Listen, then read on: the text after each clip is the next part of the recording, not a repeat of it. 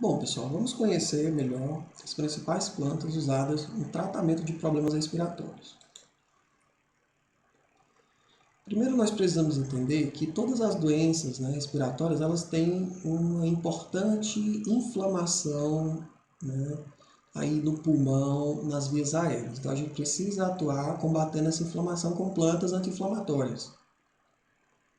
O fitoterápico ideal para que a gente, de fato, previna e trate as doenças respiratórias, ele deveria possuir as seguintes propriedades: função antioxidante, anti-inflamatória, antialérgica, mucolítica ou expectorante, broncodilatadora, antisséptica ou antimicrobiana e imunoestimulante. Vamos entender por quê. A atividade antioxidante é para prevenir a inflamação e para evitar os danos provocados pelos radicais livres. Atividade anti-inflamatória é porque para todas as doenças respiratórias a gente tem inflamação envolvida. Por exemplo, a asma é uma inflamação crônica.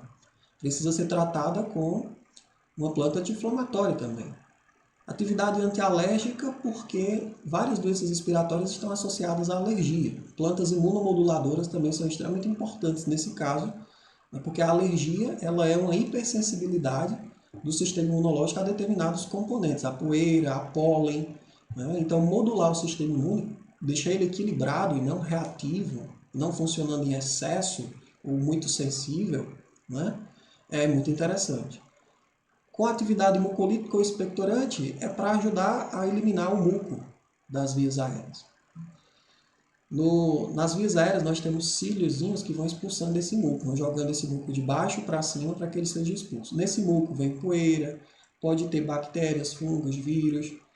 Então, esse muco, a eliminação dele vai estar atuando na limpeza das vias aéreas. É importante que a gente use plantas com essa atividade por conta disso. Entenderam? Pessoas que fumam têm esses cílios destruídos e a atividade deles também é comprometida. Então, a pessoa vai ter dificuldade ao longo do tempo, depois de um determinado tempo, de estar limpando as vias aéreas. E ela vai desenvolvendo o que a gente chama de DPOC, doença pulmonar obstrutiva crônica. Inclusive, a DPOC pode ter fibrose associada, dificultando, de fato, a ventilação dessa pessoa. Atividade broncodilatadora, que é para abrir os brônquios, facilitando a ventilação. No caso da asma e da bronquite, ocorre uma broncoconstrição. Isso vai dificultar a respiração da pessoa. Inclusive, a gente escuta sons, sibilos aí, sons respiratórios que vão indicar a dificuldade respiratória justamente porque está acontecendo uma broncoconstrição, o fechamento das vias respiratórias. O que a gente precisa fazer? Atuar com plantas que vão evitar essa broncoconstrição, esse fechamento das vias aéreas. E essas plantas são as plantas broncodilatadoras, como por exemplo o guaco, o xambá, a Hydera helix. A atividade antisséptica e antimicrobiana é para atuar contra os vírus, bactérias ou fungos que estejam irritando as vias aéreas. E a atividade imunoestimulante são para aquelas crianças, por exemplo, ou mesmo para adultos, que sofrem de infecções recorrentes no sistema respiratório. Então, essas plantas imunoestimulantes vão reduzir a incidência dessas infecções recorrentes. As doenças do sistema respiratório que podem ser tratadas usando medicamentos fitoterápicos são as infecções das vias aéreas superiores, sinusites, faringites e amigdalites, que a gente costuma chamar de dor de garganta, principalmente plantas que são usadas na forma de gargarejo, algumas via oral, rinite alérgica, asma, bronquite, são doenças que são tratadas com medicamentos fitoterápicos, com plantas medicinais também. Então, uma boa parte dessas plantas elas vão estar tendo aí na sua composição óleos essenciais com atividades antimicrobianas, cumarinas, que têm uma ação broncodilatadora, como o guaco, como o xambá, como a Hydera helix, que não tem cumarinas, mas já tem outras substâncias que vão atuar também com a broncodilatação. Ou derivados fenólicos, são os flavonoides. Os flavonoides têm uma atividade antioxidante importante. Bom, a primeira planta que a gente vai falar é sobre o Eucalyptus globulus. A gente usa do eucalipto as folhas adultas. O principal componente ativo é o cineol, 1,8 cineol. Mas tem outros componentes importantes também, como os taninos, os flavonoides. É uma planta que tem tropismo pelo sistema respiratório, ou seja, ela vai atuar principalmente no nosso corpo, lá no sistema respiratório. As principais indicações terapêuticas são as afecções das vias aéreas superiores e inferiores, A ação terapêutica no sistema respiratório do eucalipto é a ação antialérgica, antisséptica, anti-inflamatória e antitussígena. Planta muito boa para alergia, tá? Para ajudar na alergia, para ajudar a tratar a inflamação ali e com a atividade antitussígena também. O cineol, que é o principal componente ativo do eucalipto, ele isoladamente possui propriedades antiespasmódicas, secretolíticas, antissépticas e fungicidas, além de reduzir a tensão superficial do alvéolo e aumentar a frequência ciliar, olha só, a atividade dos cílios, isso é em dose pequena, ajudando a limpar melhor o sistema, as vias aéreas, né? E isso é muito importante, né? Principalmente para aqueles pacientes que têm DPOC. Estimula, o cineol vai estimular os receptores nasais de frio. Por isso que quando a gente usa o óleo de eucalipto, a gente sente uma sensaçãozinha ali de frio na mucosa nasal. Como é que a gente usa? Como é que a gente pode estar fazendo o uso do eucalipto? Na forma de tintura, 1 a 3 gotas por quilo por dia em 3 vezes ao dia. O uso pediátrico da mesma forma, o eucalipto pode ser usado, né, na forma de tintura em crianças. Claro, na dose certa. Pode ser usado também, gente, o eucalipto na forma de óleo volátil em cápsulas, 100 a 200 mg de 2 a 5 vezes ao dia. Pode ser feita também a infusão das folhas adultas do eucalipto, 0,5 gramas em 150 ml, 2 a 3 vezes ao dia. E o uso pediátrico, você faz essa preparação aqui para o adulto, mas para a criança você só vai dar 5 ml por quilo por dia, em 2 a 3 vezes ao dia. Quanto às advertências, as advertências vão ser as mesmas para todas as plantas. Quais são as mesmas para todas as plantas, né, que o professor fala? Se houver alguma reação indesejável, a pessoa deve suspender o uso. Se a pessoa tiver alergia, não deve fazer uso da planta. Se for gestante ou lactante também, não é recomendado o uso, isso de forma geral.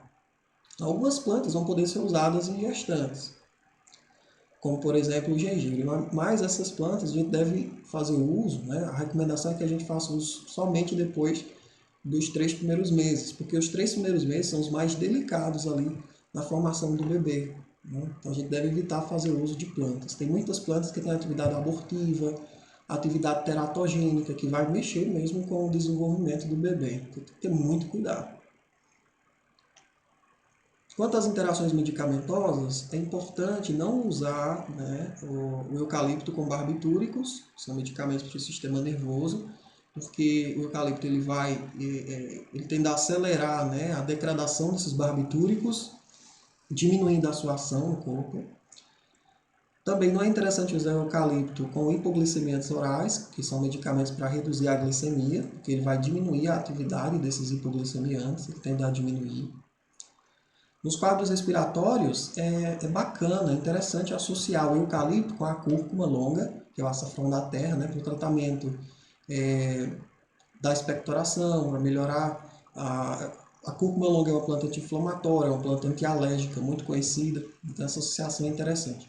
Pode associar também o eucalipto com guaco ou com o sabugueiro. O sabugueiro também é interessante para tratar tosse, para ajudar na expectoração, como anti-inflamatório e também como antialérgico. Inclusive, uma das melhores preparações antialérgicas é a cúrcuma com o salgueiro, né, com o sabugueiro, que é o Sambucus nigra. Os efeitos colaterais de toxicidade, o eucalipto ele pode provocar broncoespasmo em pessoas sensíveis, então pessoas com hipersensibilidade, com alergia não devem usar. Se você for usar, também deve evitar se expor ao sol, porque o cineol ele tem uma certa fototoxicidade. O eucalipto não deve ser usado em caso de úlceras gástricas e gastrites. E doses elevadas do óleo essencial do eucalipto pode ser bem perigoso, né? Pode provocar vários problemas, principalmente na dosagem acima de 3,5 ml. A próxima planta é a Hedera helix. Hedera helix maravilhosa, tem uma atividade também anti-inflamatória, anti-expectorante, como nós vamos ver, broncodilatadora também.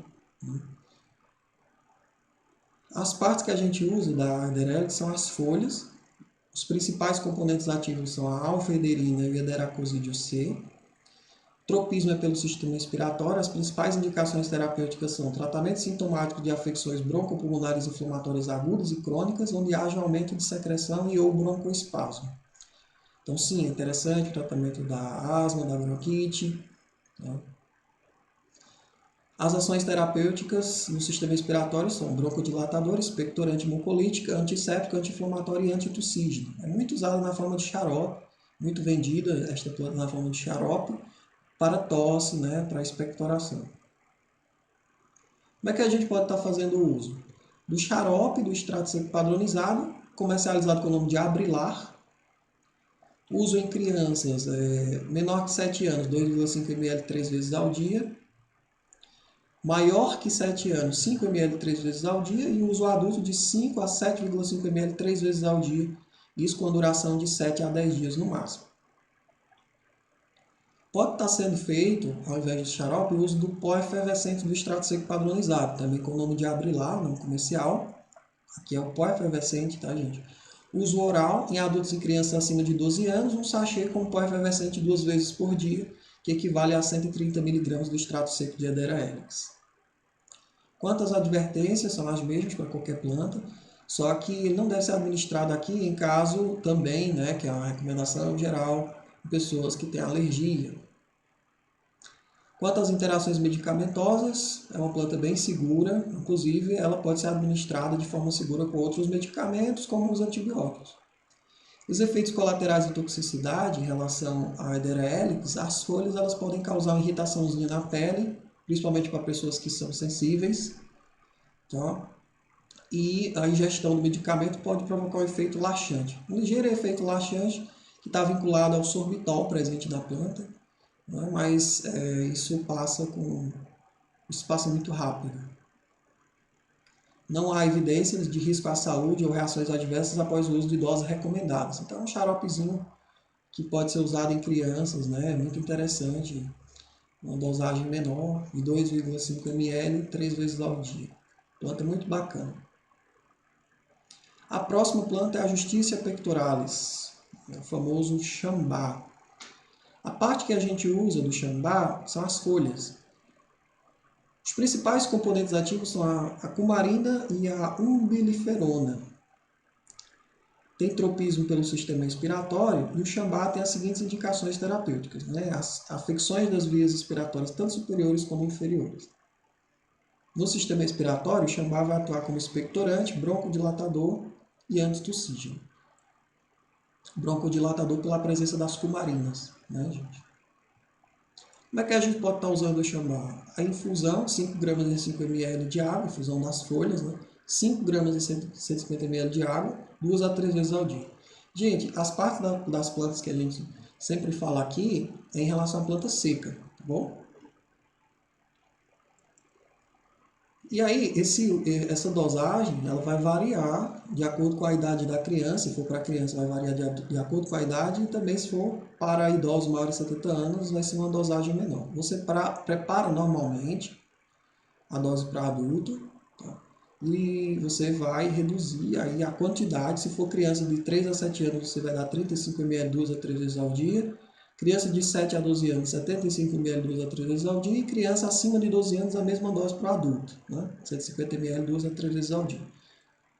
Pessoas maiores de 70 anos, a dose é de 75 ml 2 a 3 vezes ao dia, que é a mesma dose das crianças de 7 a 12 anos. Certo? Pode ser feito também o uso da tintura. A dose é de 1 a 3 gotas por quilo por dia em 3 vezes por dia. O uso pediátrico é do mesmo jeito, já que a gente está considerando aqui o peso da pessoa. Quanto às advertências, são as mesmas para qualquer planta. Quanto às interações medicamentosas, não há dados na literatura. É interessante que a gente evite o uso do xambá com outras plantas em associação. É interessante fazer o xarope simples mesmo, tá? Pode potencializar o efeito de broncodilatadores, porque é uma planta broncodilatadora também. Quanto aos efeitos colaterais de toxicidade, é interessante que a gente saiba que plantas que têm cumarina, a pessoa não deve usar de jeito nenhum se ela estiver contaminada com fungo. Nenhuma planta, né, gente? A gente deve usar se estiver contaminada com fungo.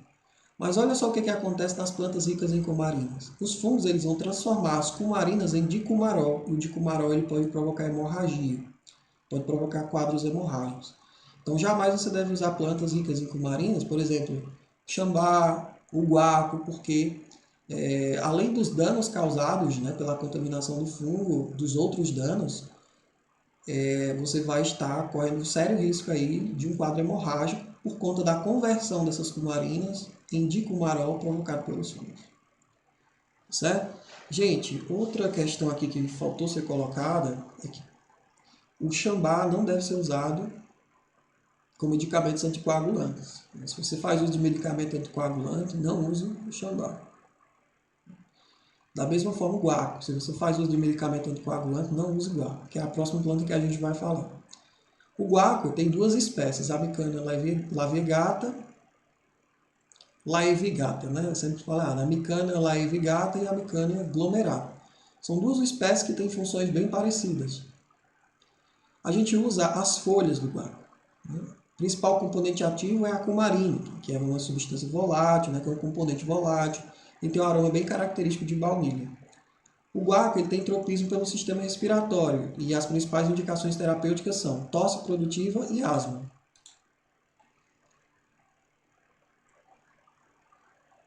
Observem que a ação no sistema respiratório, né, a ação do guaco no sistema respiratório, são a expectorante, broncodilatador, o guaco é conhecido como broncodilatador, descongestionante, mucolítica, antialérgica, suave. O guaco não deve ser usado sozinho, né, caso você queira tratar uma alergia respiratória, porque a atividade do guaco é suave nesse sentido. E também tem uma atividade antisséptica das vias respiratórias. Então, tanto o guaco como o xambá são plantas broncodilatadoras, assim como a Hedera helix, porém, não é para tratar uma broncoconstrição aguda, como no caso de uma crise de asma, no caso de uma crise de bronquite. Por quê? Porque ela não vai atuar de forma muito rápida, ela vai, na verdade, atuar diminuindo os casos de broncoconstrição, a frequência, né, em que essas broncoconstrições ocorrem. Ela vai, tipo, prevenir broncoconstrições, mas não é um tratamento de choque. Tá? Como é que a gente pode estar usando o guaco? Na forma de tintura, 1 a 3 gotas por quilo por dia, em 2 a 3 vezes ao dia. Uso pediátrico da mesma forma, já que a gente está considerando o peso. Né? Pode ser feita a infusão ou a decocção, 3 gramas e 150 ml de água 2 vezes ao dia. Tá certo? Uso pediátrico, você vai fazer essa mesma quantidade, mas você vai dar uma quantidade menor para a criança, que é 5 ml por quilo por dia, em 2 a 3 vezes ao dia. E também tem um extrato padronizado, né, gente? Padronizado em cumarina, tem xaropes vendidos também com guaco. Esse extrato padronizado é equivalente a 0,5 a 5 mg de cumarina por dia. E o xarope, que tem inclusive na forma de fitoterápico, que você pode encontrar nas lojas de produtos naturais, né, xarope de guaco, o uso oral de 5 ml 3 vezes ao dia e o uso pediátrico ele vai variar de acordo com a idade. De 3 a 7 anos, 2,5 ml 2 vezes ao dia. De 7 a 12 anos, 2,5 ml 3 vezes ao dia. E para crianças pessoas maiores de 12 anos, é a mesma dose para o adulto, 5 ml 3 vezes ao dia. Quanto às advertências são as mesmas, a gente não deve usar o guaco com anticoagulantes, né? Isso é muitíssimo importante. O guaco, se você quiser uma atividade expectorante, você pode associar o guaco ao agrião, que também tem uma atividade expectorante, ao malvarício, que é o Plectranthus amboinicus, e também ao hortelã, que também tem atividade expectorante. A junção destas plantas é uma combinação bem legal. Para o efeito antiofídico, sim, o guaco ele atua contra o veneno de algumas cobras. Desculpe. E para essa finalidade, é interessante associar o uso do guaco com a batata infalível e também com a guaçatona. Como eu falei, né, tanto o xambá quanto o guaco não deve ser usado com anticoagulantes, pois ele pode potencializar o risco de hemorragias. Quanto a alguns efeitos colaterais de toxicidade, eu repito, se você tem problema de coagulação, né, se você tem tendência à hemorragia, se você tem alguma doença hemorrágica, se você está tomando anticoagulante, você não pode fazer uso de guaco. Próxima planta é o sabugueiro, Sambucus nigra. A parte que a gente usa do sabugueiro são as flores. É uma planta muito usada para fazer xaropes. Né? Quanto aos constituintes químicos, né, os princípios ativos, a gente tem vários, como óleo essencial. Nos óleos essenciais nós temos linanol, nerol, geraniol. Nós temos flavonoides também, né, rutina, isoquercetina. São componentes bem ativos aí, bem interessantes para o sistema respiratório. Vão atuar sobre vírus, enfim. O tropismo do sabugueiro é para o sistema respiratório e imunológico. É uma planta muito interessante para tratar alergia. As principais indicações do sabugueiro é para febre, sim, ele também trata febre. Então, atividade sudorífica. Plantas que têm uma atividade sudorífica, fazer a pessoa suar, né, são plantas interessantes para tratar febre, que é o caso do sabugueiro. Uma planta que trata febre, processos alérgicos, é uma planta antialérgica bem interessante. Também doenças exantemáticas e infecções das vias aéreas superiores. No sistema respiratório, o sabugueiro vai atuar como sudorífico, anti-inflamatório, antiespasmódico, descongestionante nasal e expectorante antialérgico. Planta boa para tosse, aquela tosse produtiva principalmente, e uma planta antialérgica, anti-inflamatória bem bacana. Como é que a gente pode estar usando as flores do sabugueiro? Na forma de tintura, 1 a 3 gotas por quilo por dia em 3 vezes ao dia. O uso pediátrico da mesma forma, já que a gente está falando, né, dosando a partir do peso da pessoa. Pode ser feito também a infusão, 3 gramas de 150 ml 2 a 3 vezes ao dia. O uso pediátrico, você vai fazer da mesma forma que faz para o adulto, porém você só vai dar a quantidade de 5 ml por quilo por dia em 2 a 3 vezes ao dia.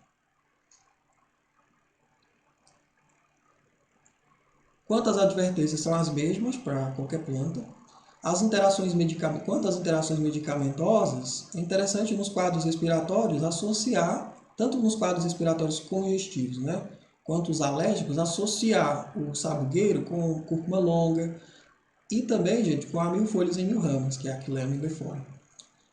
A combinação de sabugueiro com açafrão da terra, né, com cúrcuma longa, é maravilhosa para tratar alergia. Lembre-se disso, bem bacana.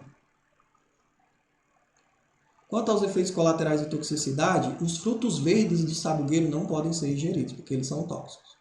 Já os frutos maduros e as folhas podem ser ingeridas, são considerados como complemento alimentar. Tá? Só não pode usar o frutozinho verde. Então, cuidado quando você for colher as flores, né, do sabugueiro, para você não acabar colhendo os frutinhos verdes, porque eles são tóxicos. O uso prolongado do sabugueiro pode induzir hipocalemia. Usa por no máximo 10 dias, tá? Porque você não pode estar usando o sabugueiro de forma contínua. Pode diminuir a produção de leite materno nas lactantes, né? E os testes de toxicidade agudos não mostraram alteração nas eletroencefalográficas, eletrocardiográficas, respiratórias e nem dos níveis glicêmicos. Vamos falar agora sobre o gengibre, que é uma planta também maravilhosa, com atividade anti-inflamatória, antiemética, né? Contra náusea. Atividade muito boa também para tosse, maravilhosa, planta maravilhosa para tratar problemas digestórios também. Então, o gengibre a gente usa os rizomas, né? Os principais componentes ativos são os gingeróis. O tropismo é para o sistema respiratório e digestório. As principais indicações terapêuticas do gengibre são broncoespasmo, ela ajuda, é uma planta que ajuda muito a reduzir, né, as crises de asma, as crises de bronquite, planta anti-inflamatória bem interessante. Tosses produtivas, é muito boa também, com atividade semelhante à codeína. Tratamento da asma, infecções das vias aéreas superiores, as dispepsias, as dificuldades de digestão, né? As labirintoses e zumbidos também podem ser tratadas com gengibre. No sistema respiratório, observe que o gengibre vai atuar como descongestionante, mucolítico, broncodilatador leve, tá? E antitussígeno, com atividade antitussígena.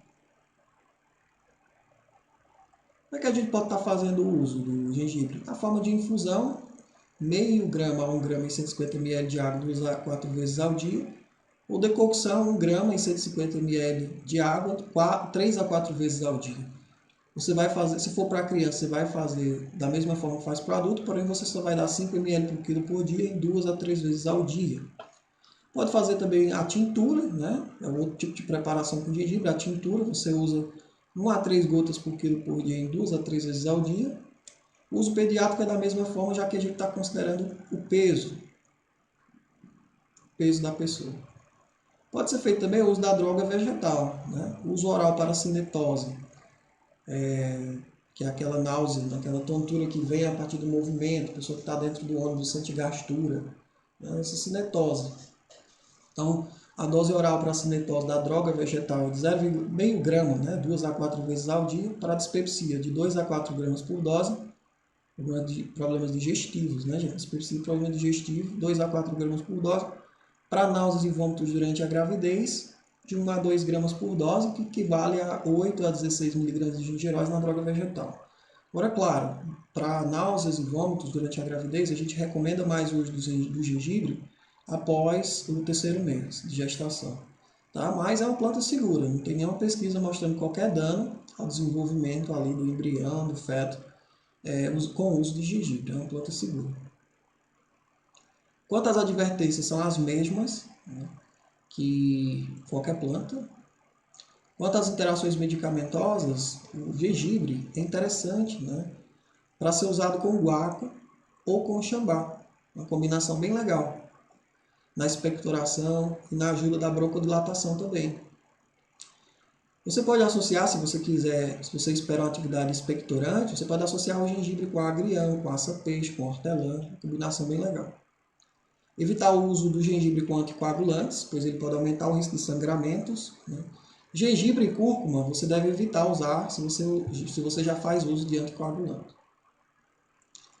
O uso concomitante de medicamentos para baixar a glicemia, os hipoglicemiantes, pode resultar em hipoglicemia. Então, se você já faz uso de algum medicamento para reduzir a glicemia, o gengibre pode fazer reduzir a glicemia ainda mais e você pode até desmaiar. Então, se você já faz uso de hipoglicemiante, cuidado se você for fazer uso do gengibre, né? Você deve fazer uso acompanhado por um especialista. Nos quadros de hipersecreção respiratória, você pode associar o gengibre com o guaco, né? E com a alcaçuz. Vai ter uma atividade de secar mais as vias aéreas, né? O guaco, o alcaçuz. Nesse sentido, é bem interessante. Também ajudar a expulsar, né? Eliminar esse muco.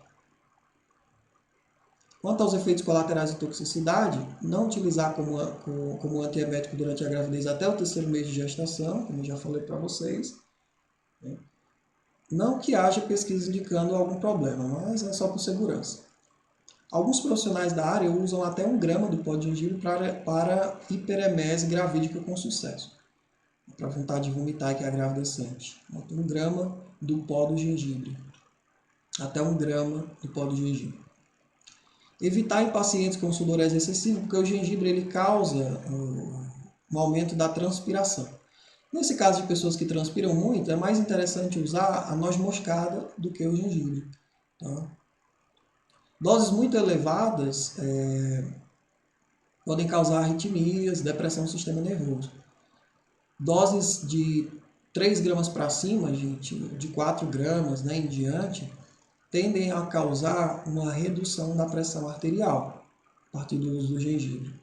Então, se você tem hipotensão, você não deve fazer uma dose de 3, 4 gramas para cima, porque pode causar uma redução ainda maior da pressão arterial. Certo? Alguns pacientes podem apresentar irritação gástrica e vesical, dependendo da dose utilizada.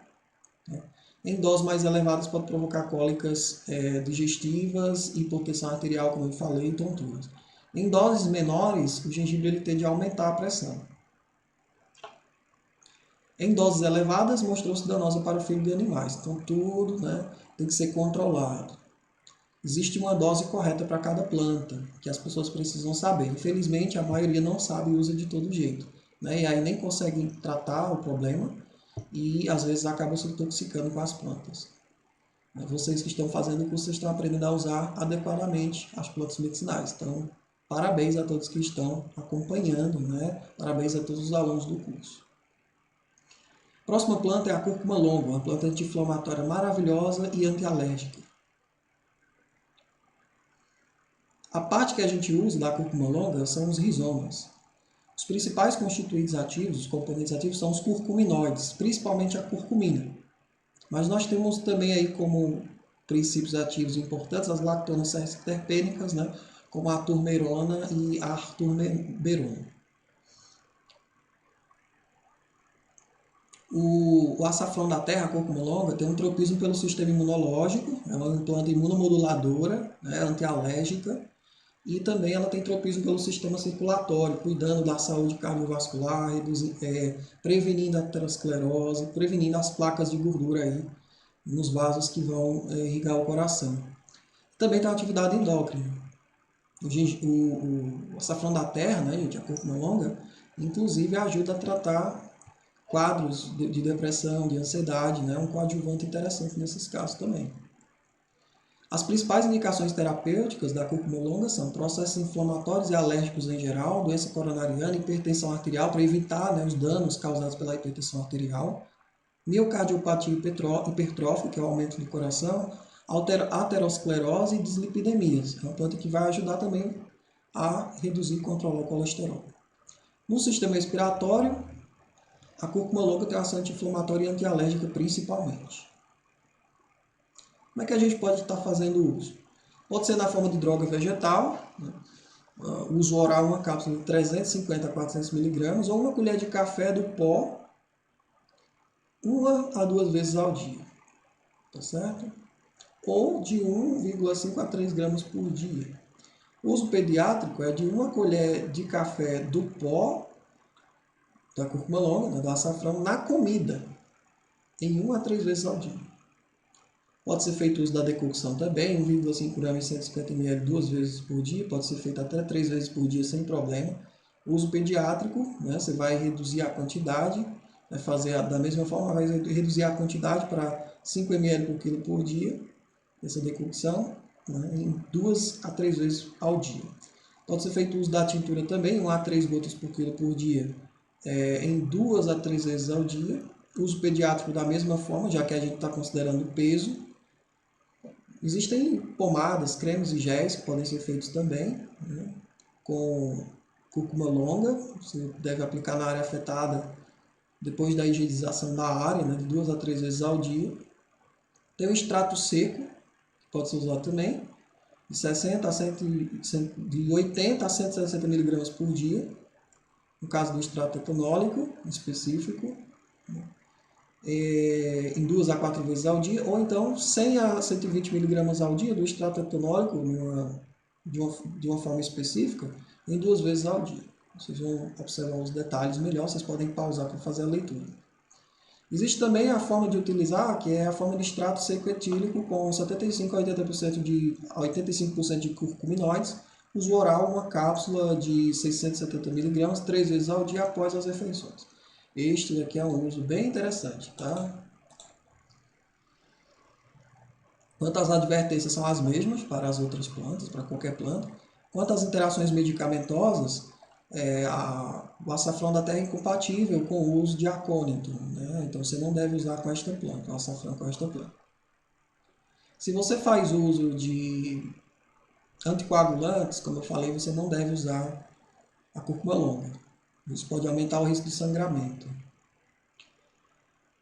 Pode também diminuir a ação de imunossupressores. Se você faz uso de algum medicamento para reduzir a imunidade, né? Você faz tratamento para HIV, se você já fez transplante, né, algum transplante de órgãos, então está fazendo uso de imunossupressor, não use, tá? A cúrcuma longa, não é recomendado o uso de cúrcuma longa. Nos casos de sinusite, é interessante associar com a batata infalível, o uso do açafrão com a batata infalível. Nos casos de rinite, você pode associar, como eu falei, né, a cúrcuma longa com o sabugueiro, Sambucus nigra. Esta combinação de cúrcuma longa e sabugueiro é maravilhosa para o tratamento de alergias respiratórias. O eucalipto também, né, uma boa combinação com o açafrão. E o guaco que tem atividade broncodilatadora, expectorante, bem bacana. Quanto aos efeitos colaterais de toxicidade, não usar em crianças menores que 2 anos. Se você tem uma criança que é menor que 2 anos, não use, tá, o açafrão, exceto na forma diluída. A forma diluída pode ser usada. Como eu falei, açafrão potencializa o efeito de anticoagulante, então você não deve usar açafrão como anticoagulante, assim como o gengibre, porque pode provocar hemorragias em doses elevadas. Essa sinergia, essa combinação de anticoagulante ou com gengibre ou com açafrão não é interessante. É contraindicado nos casos de obstrução das vias biliares e doenças hemorrágicas. O açafrão ele não pode ser usado caso você tenha cálculo na vesícula, né, que as pessoas chamam de pedra na vesícula, ou se você tem alguma doença hemorrágica, uma tendência a ter hemorragia. Em doses elevadas, pode aumentar a secreção gástrica e agravar os quadros de doença péptica. Mas as pesquisas mais atuais clínicas vão indicar que o açafrão, na dose correta, ele, na verdade, trata as úlceras pépticas, as úlceras no estômago. Só precisa saber dosar e usar corretamente. A próxima planta é Cocos nucifera, o famoso coqueiro comum, né? Coco da Bahia, da Bahia, não, da Bahia. Coqueiro comum mesmo, gente. A parte que a gente usa é o mesocarpo do fruto verde, é a fibra, gente, que tem aqui dentro do coco, tá? Abaixo dessa casquinha verde. Os constituintes químicos principais, o principal é o ácido láurico. Nós temos a presença de 45 a 50% de ácido láurico. O coco, o mesocarpo do coco comum, ele tem um tropismo pelo sistema imunológico. Vai ter uma atividade imunoestimulante e uma atividade antiviral muito interessante. A atividade antiviral é inespecífica. Então, as principais indicações terapêuticas do uso do mesocarpo, do fruto, do coqueiro, é para infecções virais, principalmente respiratórias e herpes zoster. Observem que é uma planta que tem atividade antiviral inespecífica e no sistema imunológico tem atividade imunoestimulante, como a gente já falou. Como é que a gente pode estar usando o mesocarpo do fruto verde do coqueiro? Na forma de tintura, 1 a 3 gotas por quilo por dia, 3 vezes ao dia. Sempre a tintura é usada diluída em água, a gente já sabe disso, né? A gente nunca deve usar uma tintura pura, sempre diluída em água. Uma quantidade de aproximadamente 100 ml é o suficiente. Pode estar sendo feita também a decocção a 5%. Né? Então, se você vai preparar 200 ml de chá na forma de decocção, você vai colocar 10 gramas do mesocarpo do fruto verde do coqueiro. Tá? A dose que você vai usar, o uso oral, de 10 ml por quilo por dia em 3 a 4 vezes ao dia. Quanto às advertências, são as mesmas para qualquer planta. Quanto às interações medicamentosas, é interessante que você use mesocarpo do fruto verde do coqueiro com a equinácea purpúrea. Elas vão sinergizar, elas vão se combinar muito bem, né, com a atividade imunoestimulante. A equinácea purpúrea, ela tem uma atividade imunoestimulante, atividade antiviral importante contra alergias também. Né?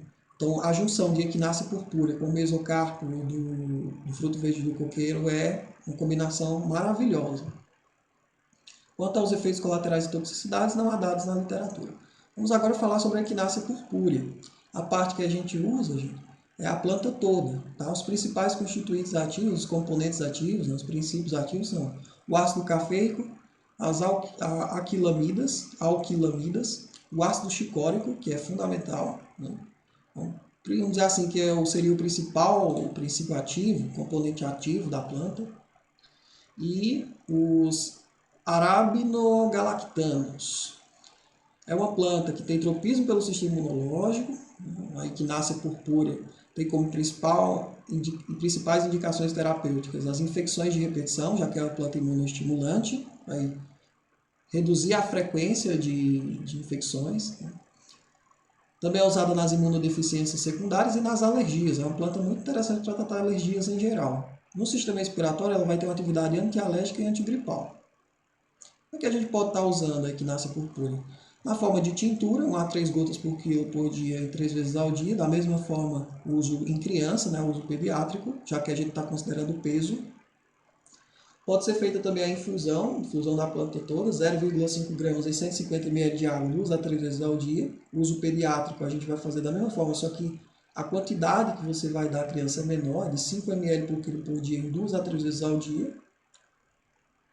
Existe também o extrato seco, né, da equinácea, 250 mg do extrato seco padronizado, 1 a 3 vezes ao dia, já é o suficiente, o que equivale a 10 a 30 mg de ácido chicórico por dia.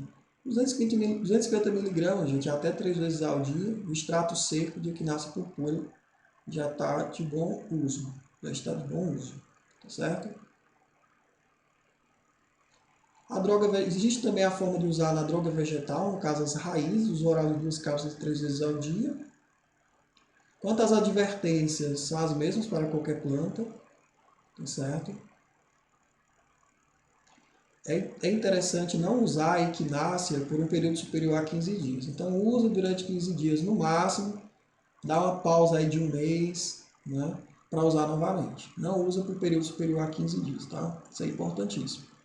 Quanto às interações medicamentosas, evitar o uso concomitante com hormônios anabolizantes e esteroidais, né? Também o uso concomitante com amiodarona deve ser evitado, com metotrexato, com corticoides e com imunossupressores. Imagina, você está tomando um imunossupressor, que é para reduzir a atividade do sistema imune, e usando equinácea purpúrea, que é para estimular o sistema imune, nós nunca devemos usar uma planta com um medicamento químico sintético com funções contrárias, né, gente? O corticoide também, ele vai reduzir a atividade do sistema imune. Aí você usar corticoide com uma planta que vai estimular a atividade do sistema imune não dá certo, né? Você vai estar fazendo tratamentos contrários. Então, não usar com corticoide, não usar com imunossupressores, também não usar com anabolizantes, né, amiodarona e também metotrexato. Quanto aos efeitos colaterais da toxicidade, doses elevadas de equinácea purpúrea podem causar náusea, vertigem, irritação da faringe, hepatite, até mesmo a asma, se não souber usar, né? E cialorreia. Evitar o uso por período maior que 60 dias, pois pode favorecer o aparecimento de nódulos subcutâneos dolorosos. Evitar o uso em doenças autoimunes. Gente, as doenças autoimunes, normalmente elas surgem. Normalmente não, elas surgem porque o sistema imunológico passa a atacar o próprio corpo. Isso é uma doença autoimune. O sistema imune começa a atacar o próprio corpo. O sistema imune está funcionando de forma muito ativa, muito reativa em excesso. Está funcionando de forma muito excessiva. Aí você usar uma planta que vai estimular ainda mais o sistema imunológico, aí não tem como, não pode, né? Então não deve usar em doenças autoimunes, como lúpus eritematoso sistêmico e outras colagenoses, ou doenças autoimunes progressivas, como esclerose múltipla, diabetes, HIV, tuberculose, tá certo? Doses altas por tempo prolongado, acima de 2 meses de tratamento, podem provocar excessiva estimulação até supressão imunológica. Então, usar no máximo 15 dias, né? E aí dar uma pausa pelo menos um mês para poder usar de novo. No máximo, do máximo 15 dias, tá, gente? Então, altas doses podem provocar efeito tóxico bem significativo em animais. Os alcaloides pirrolizidínicos encontrados nessa planta são destituídos de efeitos hepatotóxicos pela inexistência do sistema cíclico que é só um detalhe aqui, tá certo? Bom, a próxima não é uma planta em si, é uma preparação, né, de várias substâncias químicas e vários produtos bem interessantes que a gente chama de própolis. O própolis ele tem um tropismo pelo sistema imunológico, né? Tem uma atividade anti-inflamatória, uma atividade antibacteriana muito interessante, antioxidante, né? E é bem interessante para usar com problemas respiratórios, bem interessante mesmo. Tem uma atividade imunomoduladora, enfim, maravilhoso o uso do própolis, sem dúvida alguma. As principais indicações terapêuticas são infecções bacterianas das vias aéreas superiores.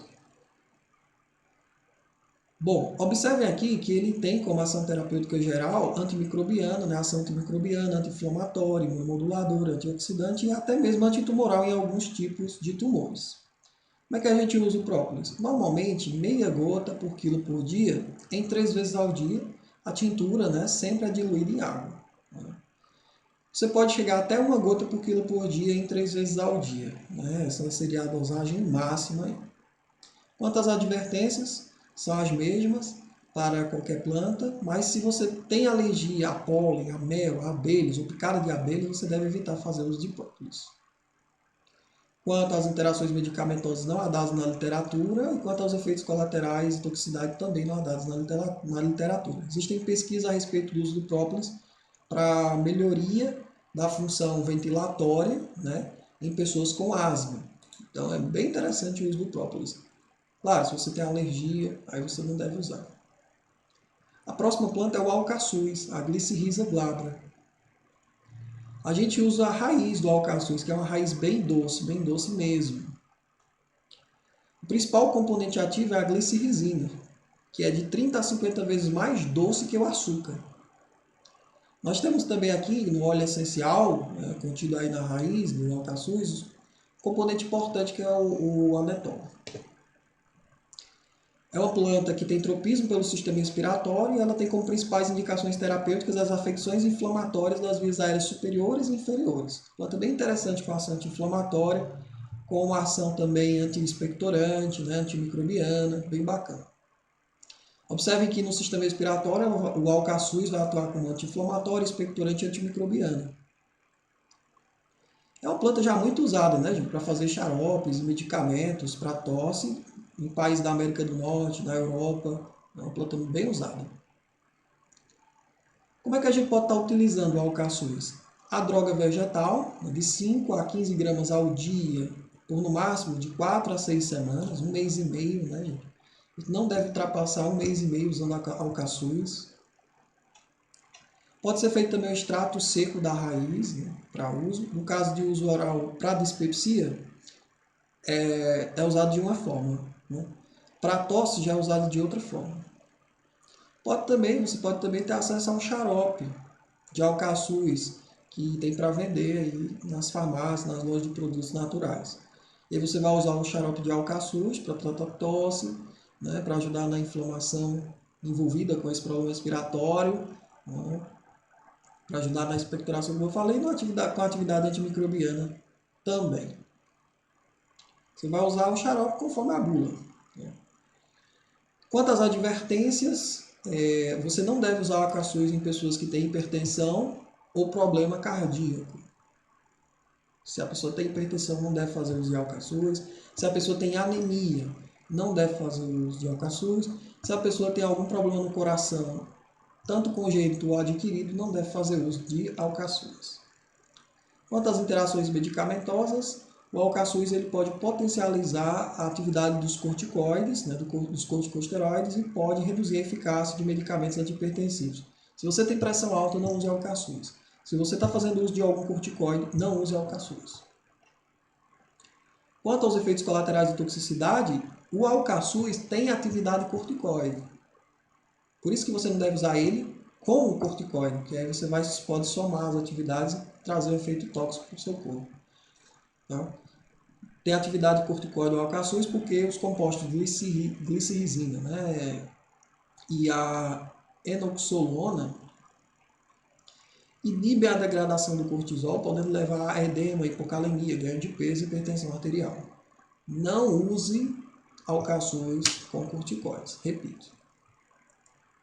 A próxima planta é a Pelargonium psidoides. Planta bem legal, com atividade antiviral, uma planta muito usada para tratamento de dor de garganta.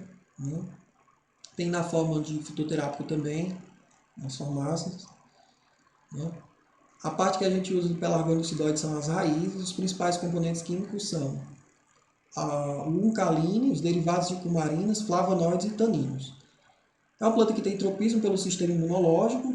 As principais indicações terapêuticas são afecções inflamatórias e infecciosas das vias aéreas superiores. É uma planta que tem atividade antiviral, expectorante, né, e estimulante imunológico. Então, o Pelargonium psidoides é bem bacana mesmo para tratar infecções virais, né, e também para reduzir dor de garganta. No sistema respiratório, a principal atividade é a atividade expectorante, tratamento da tosse, né? Aquela tosse produtiva.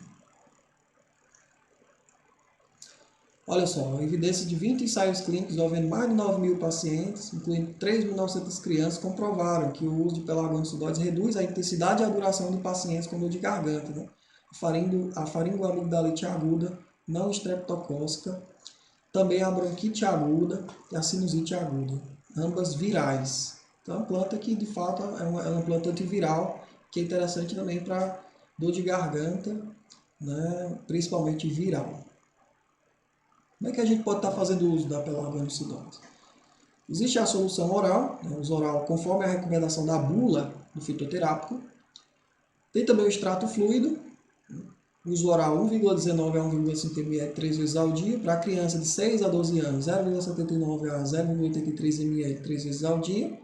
E tem a forma de extrato seco, a Pelargonium psidoides, extrato seco, 20 mg 3 vezes ao dia. Extrato seco padronizado de Pelargonium psidoides, 20 mg 3 vezes ao dia. Para a criança, né, só pode de 6 a 12 anos, né? Acima de 6 anos, de 6 anos para cima, pode usar pelargonicidoide, da forma de extrato seco, 20 miligramas, em vez de ser 3 vezes ao dia, vai ser 2 vezes ao dia. Quanto às advertências, né? São as mesmas para as demais plantas. Pessoas com problemas renais ou cardíacos não devem usar, ou pessoas com problema de coagulação, e usar pelargonicidoide por no máximo 5 a 7 dias, não excedendo 3 semanas. No máximo 7 dias, tá? No máximo 7 dias usando pelargonicidoides. Quanto às interações medicamentosas, podem interferir na farmacocinética dos beta-lactâmicos. Quanto aos efeitos colaterais de toxicidade, em alguns casos, né, raros, pode haver alterações gastrointestinais, como náusea, diarreia, leve sangramento gengival ou nasal, ou reações de hipersensibilidade, como racho cutâneo e prurido. Existem outras plantas que também podem ser usadas no sistema respiratório, né? Então, vocês podem usar este vídeo como referência, com todos estes conhecimentos tirados aí, né, da farmácia da natureza. E podem usar também os documentos da Anvisa, né, para ver como é que usa as plantas, quais são as contraindicações, as advertências, as dosagens. Na Anvisa nós temos os documentos que vocês já sabem. Formulário de fitoterápicos da Farmacopeia Brasileira, a primeira edição, né, lá de 2011. Nós temos o memento fitoterápico, né, de 2016. Nós temos o primeiro suplemento do formulário de fitoterápicos da Farmacopeia Brasileira, publicado em 2018.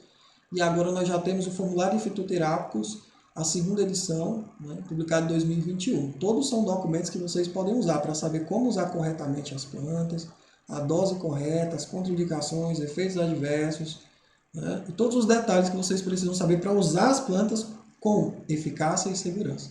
Além deste vídeo, claramente. Então, quais seriam estas outras plantas? Nós temos alguns exemplos aqui. Além das que eu já falei no vídeo, além das que vocês podem adquirir nos documentos da Anvisa, tem também a parte dos ensaios clínicos, usando plantas medicinais para o tratamento de doenças respiratórias, que vocês também podem estar usando essas informações para o tratamento de vocês. Tá? Principalmente as meta-análises de estudos clínicos em seres humanos. Vamos lá. Nós temos aqui o açapeixe, que é a Vernonia polyanthus, né? Pode ser usada para tratar asma, infecções das vias aéreas superiores e tosse. A Polygala senega, né? Que é uma outra planta para tratar dor de garganta, dessa vez dor de garganta bacteriana, asma, né? Tosse. Polygala senega é bem interessante. A bronquite também, tá? É uma planta interessante. Bronquite, asma, dor de garganta, da faringoamigdalite bacteriana e tosse. Planta maravilhosa. O alcaçuz, que a gente já falou, para tratar tosse, tem os xaropes para tratar tosse, percloração e também as infecções das vias aéreas superiores. Salix alba, que é o salgueiro branco, é uma planta que é usada para tratar febre, dor, inflamação, por conter salicina, né? Padronizada em salicina. E ela também vai servir para tratar as infecções das vias aéreas superiores. O alho, sim, gente. O alho é imunomodulador. O alho pode ajudar, sim, a melhorar mais rápido os quadros gripais. Né? E ele é usado para infecções das vias aéreas superiores e também para tratar tosse. O funcho, Feniculum vulgare, né? Pode ser usado também para tratar as infecções das vias aéreas superiores. A malva, que é a malva silvestre, para tratar dor de garganta bacteriana, né, provocada por bactéria, faringoamigdalite bacteriana e para tratar tosse. O alecrim-pimenta, né, a lipoacidóides, para tratar também a dor de garganta, faringoamigdalite bacteriana. Gente, as plantas que a gente usa para tratar a dor de garganta, normalmente elas são usadas na forma de bochecho e gargarejo, principalmente o gargarejo. Plantas interessantes para tratar dor de garganta são romã, né? A casca da aroeira vermelha, as plantas que têm taninos, o caju, a casca do cajueiro, que é rica em taninos, tá certo? Você faz o chá, a decocção bem concentrada e faz o gargarejo 4, 5 vezes ao dia, você vai ter uma melhora bem significativa. Talvez nem seja preciso usar um antibiótico para tratar essa dor de garganta, caso você faça uso das plantas corretas. Né? Temos como exemplo aqui a malva, né? O alecrim-pimenta. Você pode estar fazendo gargarejo também destas plantas. O anis estrelado, né, gente, que é uma planta expectorante, é uma planta para tratar tosse, muito boa mesmo, que é a Illicium vera. O poejo, que é uma planta já conhecidíssima para tratar tosse, para expectoração também, que é a Mentha puleja. E a erva doce também pode ser usada para tratar tosse. Sim, se você tem erva doce em casa e está tossindo muito, você pode usar ela para tratar tosse, a Pimpinella anisio. Era isso, espero que vocês tenham gostado. Um grande abraço e até a próxima.